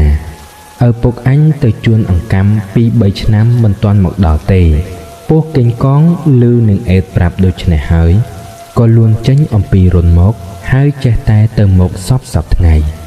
នាងនេះមានសហាយនឹងពស់កេងកងតតែផើមលុះយូរបន្តិចទៅប្តីនាងនេះមកពីជួនអង្កាំវិញឃើញនាងនេះមានពស់ធំនឹកសង្ស័យក៏សួរនាងអេតជាកូននាងអេតប្រាប់ឪពុកថាម៉ែគាត់មានសហាយនឹងពស់កេងកងតែវេលាប្រលប់កាលណាឲ្យខ្ញុំទៅហៅតែសប្តាហ៍ថ្ងៃឪពុកឮនាងអេតប្រាប់ដូច្នេះក៏និយាយនឹងនាងអេតថាដល់ល្ងាចហងឯងទៅហៅពស់នោះទៀតអញនឹងចាំមាត់ទ្វារអញនឹងចាំកាប់វានៅមាត់ទ្វារហើយហងឯងកុំប្រាំម្ដាយហងឯងដឹងឯនាងអេតលូកដល់ប្រលប់ក៏ទៅហៅពស់កេងកងថាពស់កេងកងអើយនាងនេះឲ្យហៅពស់កេងកងឮដូច្នេះហើយក៏ឆ្លើយថាអេតអើយថាអញមិនទៅឪពុកអេតឯងនឹងកាត់កអញជាមិនខាននាងអេតឆ្លើយថាឪពុកខ្ញុំទៅជួញអង្កាំ 2-3 ឆ្នាំមិនទាន់មកដល់ទេពស់កេងកងឮនាងអេតប្រាប់ដូច្នេះស្មានថាឪពុកនាងអេតមិនទាន់មកដល់ឯឪពុកនាងអេតកាន់ដាវពួននៅចាំមាត់ទ្វារពស់កេងកងលួនចូលក្នុងទ្វារបន្តិចឪពុកនាងអេតក៏កាត់ដាច់កទៅហើយកាត់មួយកំណាត់ខាងកន្ទុយយកទៅដាក់លើស្កាកមួយកំណាត់ខាងក្បាលយកទៅដាក់លើមេឃពុត្រាឯពាក់កណ្ដាលខ្លួនយកទៅពន្លះស្បែកហើយផ្ដាំនាងអេតថាកុំឲ្យម្ដាយនឹងឯងដឹងតែត្រូវទុកសាច់ស្លឲ្យម្ដាយនឹងឯងស៊ីឪពុកនាងអេតក៏លាងឈាមពស់ជ្រះអស់ហើយឯនាងនេះពុំបានដឹងប្តីកាប់ពស់សាហាយស្លាប់ទេព្រោះពេលនោះនាងនេះមិននៅទៅសួរបងប្អូននៅឯផ្ទះឆ្ងាយលុះព្រឹកឡើង នឹងអេតក៏យកសាច់ពស់មកស្លទុកឲ្យនឹងនីជាម្ដាយស៊ីឯនឹងនីឃើញសម្លខ្លាញ់រងើកទាំងចានទាំងឆ្នាំងក៏សួរនឹងអេតថាបានសាច់អ្វីស្លមីអេតនឹងអេតប្រាប់ថាជាសាច់ជ្រូកនឹងនេះក៏ស្មានថាសាច់ជ្រូកមែនក៏ឲ្យមីអេតដួសសម្លមកស៊ីជាមួយបាយការនឹងអេតដួសសម្លមកឲ្យនឹងនេះជាម្ដាយស៊ីនោះមានក្អែកមួយវាឃើញក្បាលពស់នៅលើមេឃពុត្រាវាចង់ស៊ីសាច់ពស់វាបោថាក៏លើខ្លែមខ្លងលេបសាច់ស៊ីប្តីឯងឯនឹងនេះកំពុងស៊ីបាយ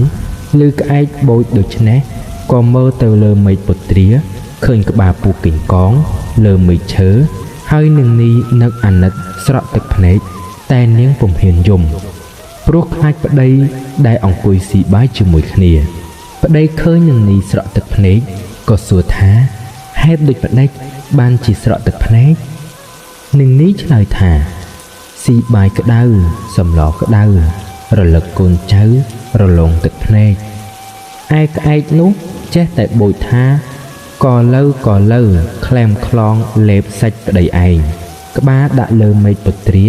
កន្ទុយដាក់លើស្កានាងនេះមើលទៅលើស្កាឃើញកន្ទុយពស់កេងកងនៅលើនោះឯប្តីនាងនេះដឹងថាប្រពន្ធមានសហាយនឹងពស់កេងកងពិតប្រាកដមែនក៏នឹកក្នុងចិត្តខឹងចង់សម្លាប់នាងនេះប៉ុន្តែធ្វើមិនឲ្យនាងនេះដឹងដល់នាងនេះផើមចាស់ផ្ទៃចិត្តនឹងសម្រាលប្តីក៏បបួលទៅកក់សក់នៅមាត់បឹងលុះដើរទៅមាត់បឹងប្រាប់ប្រពន្ធថាទៅទៀតឲ្យឆ្ងាយពីអ្នកស្រុកយើងនឹងកក់សក់លេងឲ្យសប្បាយតែពីរនាក់នាងនេះមិនដឹងខ្លួនឯងថាប្តីសម្លាប់ស្មានថាប្តីនាំទៅកក់សក់មែនក៏ដើរចូលទៅក្នុងព្រៃជ្រៅលុះឃើញកំពង់មួយរៀបស្អាតវាល្អប្តីប្រាប់ប្រពន្ធថាកំពង់នេះរៀបសប្បាយយើងឈប់កក់សក់នៅនោះចុះឯនាងនេះមិនដឹងខ្លួនជាប្តីកិតសម្លាប់ក៏អង្គុយកក់សក់នៅមាត់ច្រាំងប្តីនោះក៏ហូតដើរកាប់នាងនេះពីក្រោយខ្នងមិនឲ្យដឹងដាច់ពាក់កណ្ដាលខ្លួនស្លាប់ទៅពេលនោះឃើញសិតតែកូនពស់លួនចេញអំពីពស់នឹងនេះប្តីនឹងនេះខឹងណាស់ក៏កាប់ពស់នោះនឹងដាវខ្លះកាប់មិនទាន់ខ្លះលួនចូលទៅក្នុងដីខ្លះមុជក្នុងទឹកខ្លះចូលទៅក្នុងព្រៃព្រោះហេតុនេះបានជាមានពស់ច្រើនបែបច្រើនយ៉ាងមកដល់ឥឡូវនេះឃ្លាតឆ្ងាយណាយចិត្តរឿងពស់គីងកងចប់ដោយបរិបូរណ៍រឿងមនុស្សពីរនាក់នៅជិតផ្ទះគ្នាកាលពីព្រៃនាយមានបុរសពីរនាក់នៅផ្ទះជិតគ្នាថ្ងៃមួយបុរសទាំងពីរនាក់នោះបបោគ្នាទៅដាក់អន្ទាក់សត្វដល់ថ្ងៃរសៀលកងភ្នំក៏នាំគ្នាដើរចេញទៅលុះដល់ព្រៃជាកន្លែងដាក់អន្ទាក់បុរសទី1ថាខ្ញុំនឹងដាក់អន្ទាក់នៅគល់ឈើនេះត្បិតគល់ឈើនេះមានផ្លែយប់សត្វចំណាំមកស៊ីផ្លែឈើនេះបុរសទី2ឆ្លើយថាខ្ញុំក៏ចង់ដាក់អន្ទាក់កន្លែងនឹងដែរប៉ុន្តែឥឡូវនេះបើអ្នកដាក់នៅគល់ឈើមានតែខ្ញុំដាក់នៅចុងឈើរួចយើងចាំមើលព្រឹកឡើងរបស់អ្នកណាជាប់សណ្ដឹងនិយាយគ្នារួចហើយម្នាក់ដាក់នៅគល់ឈើស្រេចហើយវិលមកផ្ទះវិញលាគ្នាទៅផ្ទះរៀងខ្លួនឯសត្វដែលដាក់អន្ទាក់នៅចុងឈើនោះលុះវិលមកដល់ផ្ទះវិញ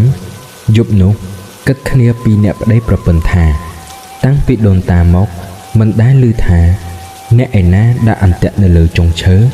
ឲ្យជាប់សត្វជើង4ដែលដើរនៅលើដីនោះទេឥឡូវនេះអញដាក់អន្ទាក់នៅលើចុងឈើតើធ្វើដូចម្ដេចនឹងបានសត្វដូច្នេះត្រូវអញងើបពីព្រលឹមបើឃើញសត្វជាប់អន្ទាក់នៅលើដីអញដោះយកទៅដាក់ជាប់អន្ទាក់អញនៅឯចុងឈើដល់ព្រឹកឡើងហើយអញនឹងដោះយកសត្វទៅជូនលោកសុភាសេកបើវាមិនសុខចិត្តដូចម្ដេចមុខជាកាត់ក្តីគង់តែដល់សុភាសេកមិនខានសុភាសេកនឹងកាត់ក្តីឲ្យវាចាញ់ជាប្រកបប្តីប្រពន្ធគិតគ្នាហើយដេកទៅដល់ម៉ោងរងាវរលឹកពីដេកលុបមុខស៊ីស្លាហើយដើរចេញពីផ្ទះដើរដល់អន្ទាក់បានឃើញអន្ទាក់នៅដីជាប់ក្តាន់មួយក៏ដោះយកឡើងទៅចងអន្ទាក់របស់ខ្លួន រួចដំឡើងអន្ទាក់នៅលើដីដូចដើមក៏ត្រឡប់មកផ្ទះវិញអ្នកមួយដែលដាក់អន្ទាក់លើដី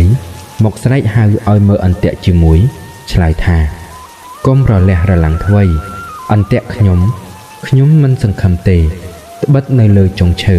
ក្រែងតែអន្ទាក់អ្នកនៅលើដីនោះខ្ញុំមិនហ៊ានថាបើបានចែកគ្នាស៊ីផងពាក្យនេះជាពាក្យចំអកឲ្យអ្នកមួយត្បិតដឹងការមុនហើយលុះដើរទៅដល់មិនឃើញអន្ទាក់នៅលើដីជាប់សត្វឃើញតែអន្ទាក់នៅលើចុងឈើជាប់វិញចៅដែលជាម្ចាស់អន្ទាក់នៅលើចុងឈើថាណមើលចុះមិនជាខ្ញុំថាកុំដាក់នៅគល់ឲ្យដាក់នៅចុងឥឡូវមើលរបស់អ្នកណាជាប់អកហើយ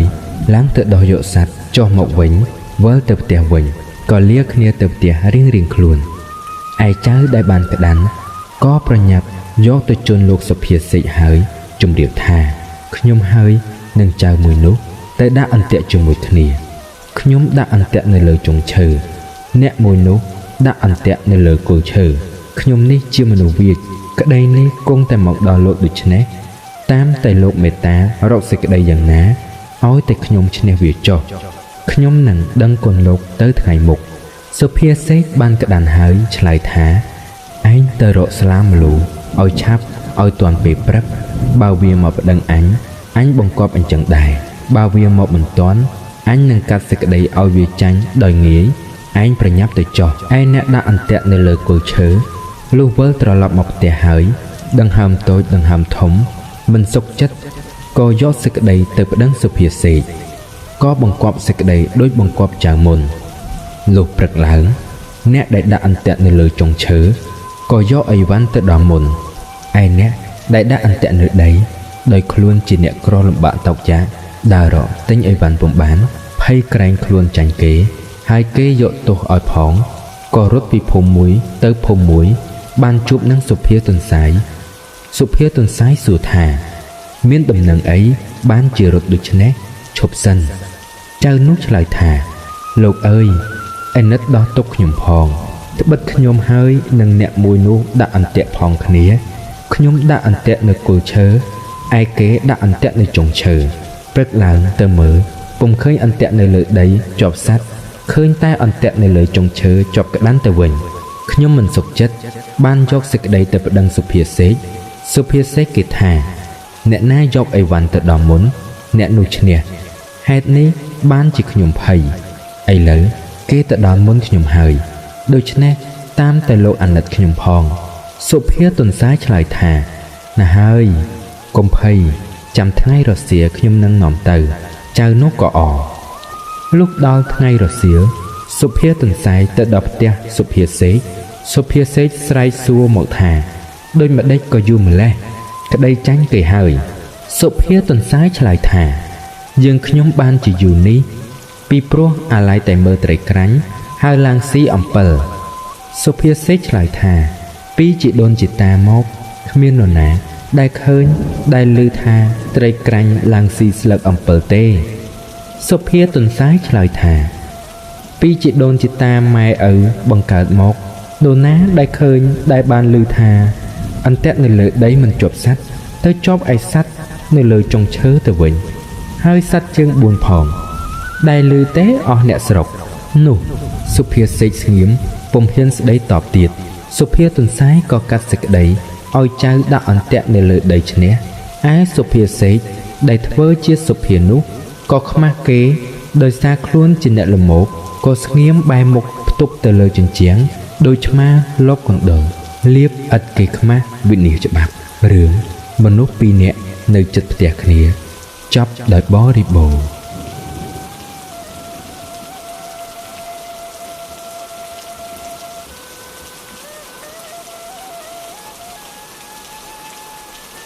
រឿងចចកកាលពីព្រេងនាយមានចចកត្រោកធំមួយដល់ខែលំហើយវាដើររកត្រពាំងបឹងបួរដែលរីងទឹកដើម្បីចាប់ត្រីស៊ីលុះទៅដល់ត្រពាំងមួយរីងទឹកអស់នៅតែត្រឡុកមួយឃើញសុទ្ធតែភក់មានត្រីមានកំពឹសមានបង្កងមានក្តាមជាច្រើនណាស់ចចកឃើញហើយមានចិត្តត្រេកអររីករាយជាខ្លាំង គិតថាថ្ងៃនេះអញពិតជាមានលៀបធំណាស់ជាលៀបចម្លែកជាងសពថ្ងៃឯកំពឹសមានប្រាជ្ញាឬចចកគិតដូច្នេះហើយក៏និយាយលួងលោមចចកថាយើងទាំងអស់គ្នាសុទ្ធតែជាចំណីបងចចកឯងប៉ុន្តែយើងប្រឡាក់ភក់ណាស់បងឯងស៊ីយើងទាំងភក់ដូច្នេះមិនឆ្ងាញ់ពិសាទេចចកឆ្លើយថាធ្វើដូចម្ដេចនឹងឆ្ងាញ់ពិសាកំពឹសឆ្លើយថាត្រូវបងចចកយកយើងទៅលាងនឹងទឹកឲ្យជ្រះហើយសឹមស៊ីនោះទើបឆ្ងាញ់ពិសាចចកថាដូចម្ដេចនឹងយកទៅលាងទឹកឲ្យបានបើច្រើនដល់ម្លេះកំពឹសថាបងចចកកុំព្រួយចិត្តខ្ញុំធានាគិតឲ្យបងស្រួលប៉ុន្តែត្រូវបងឯងតាមខ្ញុំចចកឆ្លើយឡើងថាបងឯងធ្វើដូចម្ដេចក៏ខ្ញុំតាមទាំងអស់កំពឹសថាធ្វើដូច្នេះចូលបងឯងចូលមកដេកននៀក្នុងភក់នេះហើយយើងរកគ្នានឹងខំតង់រោមបងឯងនាំយើងទៅរកស្ទឹងបឹងបួឯណាដែលមានទឹកថ្លាច្រើនបងឯងលាងឲ្យស្អាតហើយសឹមបងឯងស៊ីឆ្ងាញ់ពិសាតាមចិត្តចោះឯចចកជាសត្វល្មោកហើយល្ងងក៏ធ្វើតាមពាក្យកំពឹសនឹងត្រីក៏បបួលគ្នាតោងរោមចចកទៅលុះដល់បឹងបួមួយធំមានទឹកថ្លាស្អាតចចកដើរចុះទៅក្នុងទឹកអស់ត្រីកំពឹសក៏លោតទៅក្នុងទឹកហើយប្រាប់ថាបងចចកឯងទៅជញ្ជូនមកឲ្យអស់សិនមកសឹមស៊ីឲ្យឆ្អែតតែម្ដងហើយយើងនៅចាំបងនៅទីនេះចចកក៏ទៅជញ្ជូនត្រីនិងកំពឹសមកលុះត្រាតែអស់ពីត្រពាំងនោះពួកត្រីកំពឹសក្តាមខ្ចង់ដឹងថាចចកជញ្ជូនអស់ហើយក៏នាំគ្នាមុជទៅក្នុងបាតអស់ពេលចចកដឹងថាកំពឹសបញ្ឆោតដូច្នេះហើយខឹងណាស់ដើរទៅបបួលសត្វធំមានដំរីរមាសខ្លាគ្រប់សត្វភាសាមានពស់ថ្លាន់ពស់ធំពស់តូចទាំងសត្វហើគ្មានសេះសល់បន្តិចបបួលគ្នាមកបាច់ទឹកបឹងនោះឲ្យអស់និងចាប់ត្រីបឹងនោះស៊ីឲ្យអស់បានឲ្យពស់ថ្លាន់ធ្វើជាទំនប់ឯសត្វឯទៀតក៏បបួលគ្នាបាច់ទឹកសត្វក្នុងបឹងដឹងថាចចកបបួលគ្នាបាច់ទឹកឲ្យរីងបឹងភ័យណាស់ក៏គិតគ្នាថាយើងធ្វើដូចម្ដេចនឹងបានឲ្យសត្វទាំងអស់នោះលេងបាច់ទឹកកាលនោះត្រីក្រាញ់ឆ្លើយថាខ្ញុំឮគេនិយាយថាបងសុភាទន្សាយជាអ្នកមានប្រាជ្ញាចេះដោះទឹកមនុស្សសត្វផងជាច្រើនណាស់មកហើយបើដូច្នេះខ្ញុំនឹងទៅពឹងបងសុភាទន្សាយឲ្យមកជួយដោះទុកពួកយើងពួកត្រីគិតគ្នាហើយក៏ប្រើត្រីក្រាញ់ទៅអញ្ជើញសុភាទន្សាយត្រីក្រាញ់ប្រឹងននាទៅលុះដល់ត្រូវថ្ងៃក៏ក្រៀមស្រកាអស់ដល់យប់សុភាទន្សាយចេញមករកស៊ីបានឃើញត្រីក្រាញ់ននាដូច្នេះក៏សួរថាបងត្រីក្រាញ់ទៅឯណាត្រីក្រាញ់ឃើញសុភាទន្សាយហើយក៏មានចិត្តត្រេកអរណាស់និយាយអង្វរថាបងសុភាទន្សាយអើយអាណិតខ្ញុំផងត្បិតត្រីទាំងអស់ក្នុងបឹងគេប្រើខ្ញុំមកឲ្យអញ្ជើញបងសុភាទន្សាយទៅត្បិតឮសត្វទាំងអស់ទាំងមនុស្សនិយាយថាបងជាអ្នកមានប្រាជ្ញាចេះកាត់សេចក្តីទុក្ខបើអ្នកឯណាកើតទុក្ខបងតែងជួយដោះទុក្ខគេមិនឲ្យខានឥឡូវមានដំរីក្របីគោរមាសនិងក្តាន់ជ្រូកពស់ថ្លាន់និងសត្វផ្សេងបានបបួលគ្នាមកបាច់ទឹកបឹងឲ្យរីងនិងចាប់ត្រីទាំងអស់អណ្ដើកកន្ធាយស៊ីជាចំណីឲ្យអស់ពីបឹងនោះឯងបើដូច្នេះបងសុភាទន្សាយអើយអាណិតជួយដោះទុក្ខឲ្យបងប្អូនខ្ញុំផងឲ្យបានរួចពីភ័យនេះម្ដងនឹងបានល្បីគេឈ្មោះតទៅអស់យើងនឹងតបគុណបងសុភាទន្សាយឯងយើងមិនភ្លេចគុណដល់រាប់អស់មួយជីវិតឯទន្សាយឮត្រីក្រាញ់និយាយអង្វរដូច្នេះហើយក៏ឆ្លើយថាបងត្រីក្រាញ់ទៅមុនចុះទៅប្រាប់អស់បងប្អូនកុំឲ្យផិតភ័យចាំខ្ញុំទៅជួយរំដោះឲ្យរួចកុំមានចិត្តបារម្ភឡើយត្រីក្រាញ់ក៏ត្រឡប់ទៅវិញឯទន្សាយលុះព្រឹកឡើងទៅមាត់បឹងឃើញសត្វកំពុងតែបាច់ទឹកក៏យកស្លឹកឈើដែលមានដង្កូវស៊ីធ្លុះមកធ្វើជាសម្បុត្រហើយស្រែកហៅអស់សត្វទាំងនោះថាណែបងប្អូនទាំងអស់គ្នាចាំស្ដាប់ខ្ញុំ ត្បិតខ្ញុំព្រះឥន្ទលោកឲ្យនាំយកសម្បត្តិមកប្រាប់គ្រប់គ្នាថាព្រះឥន្ទលោកមកកាត់ជើងប្រប់ប្រមុំជើងអកកាត់ក្បាលឆ្កែចចកដកភ្លុកដំរីសអស់សត្វឮថាសម្បត្តិព្រះឥន្ទដូច្នេះភ័យណាស់ផ្អើលជន់ជើងគ្នាអស់សត្វបានឮសម្បត្តិព្រះឥន្ទដូច្នេះហើយភ័យផ្អើលបើជន់គ្នាស្ទុះបោទៅជន់លើពោះថ្លាន់ដាច់ទំនប់ដាច់ខ្លួនជាពីរកំណាត់ធ្លាយទឹកទំនប់លិចស្លាប់ទាំងអស់សត្វទាំងនោះក៏ទៅជាចំណីត្រីវិញតាំងពីថ្ងៃនោះមកអស់សត្វដែលពួកកោងខ្លាចប្រាជ្ញាសុភាទុនសាយទុកសុភាទុនសាយដោយគ្រូបាអាចារ្យអណ្ដាតជាអតិកន្លងស្លាប់ផងរស់ផងពីព្រោះអណ្ដាតតម្លៃអប់រំក្នុងរឿងចចកចប់ដោយបរិបូរណ៍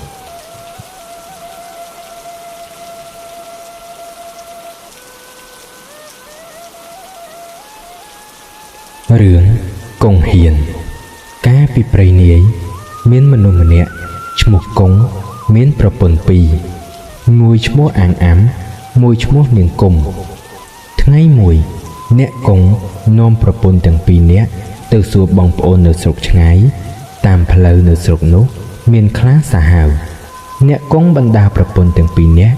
ទៅដល់ព្រៃធំមួយជិតស្រុកគេព្រៃនោះ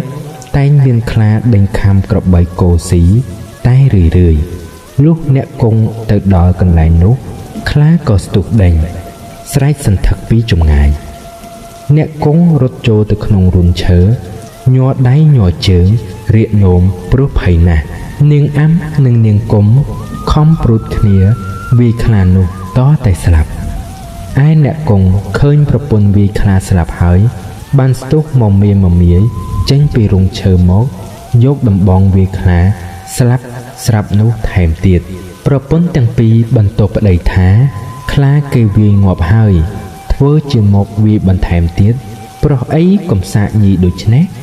អ្នកកុងជេរបំពេញទៅប្រពន្ធថាមិនដែលមានស្រីឯណាវាយខ្លាស្លាប់ទេមានតែប្រុសទើបហ៊ានវាយខ្លាតតែស្លាប់ហើយអ្នកកុងក៏បានបោចវល់ចង់ខ្លានោះនាំប្រពន្ធសែងចូលទៅក្នុងស្រុក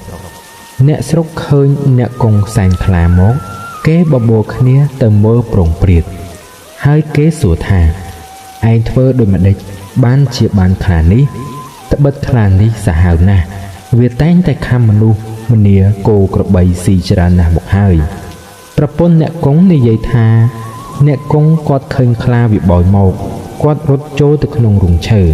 ខ្ញុំទាំងពីរអ្នកជាស្រីព្រួតគ្នាវាយទាល់តែស្លាប់អ្នកកុងឮប្រពន្ធនិយាយដូច្នេះក៏បញ្ចេញរំលោភទៅលើប្រពន្ធថាមិនដែលមានស្រីឯណាខ្លាំងពូកែហ៊ានវាយខ្លាស្លាប់ទេមានតែប្រុសទៅខ្លាំងពូកែហ៊ានវាយខ្លាឲ្យស្លាប់បានអ្នកកុងក៏អួតប្រាប់អ្នកស្រុកថា